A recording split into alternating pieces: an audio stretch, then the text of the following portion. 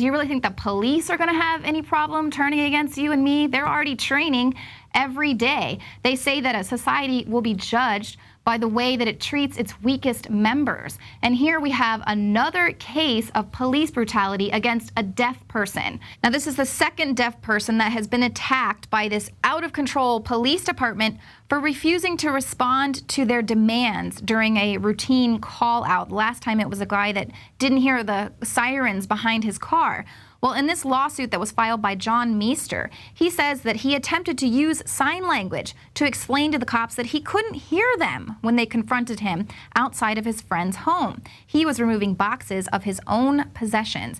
There was some snitchy, see something, say something neighbor who called police because Meester was acting suspiciously after he failed to respond to the neighbor calling him from across the street.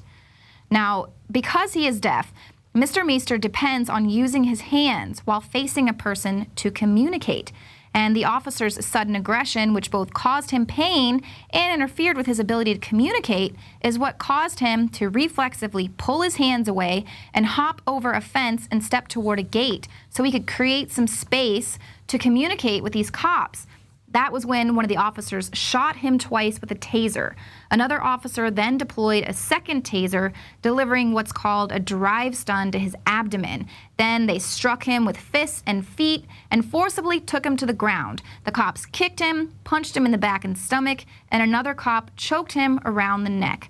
The suit also alleges that the cops delivered punishing shocks with the tasers, intentionally burning his flesh. And then, of course, after they beat this man unconscious, they charged him with assault, because that's what they do. If you try to protect yourself against the vicious beatdown of an out-of-control police department, you're going to be charged with assaulting them, even though they're tasering you and beating you and punching and kicking you. And even if they're caught on video doing it, they're still going to get away with it. Much like this other disabled man who was wheelchair bound, the cop was caught on video viciously attacking him. That cop, he was found not guilty of all charges. So this is just one of a number of untold cases of police beating and tasering physically and mentally disabled people across the nation. But is it any wonder why we have an out-of-control police force? Our military is training for domestic terrorists. It goes all the way up to the top.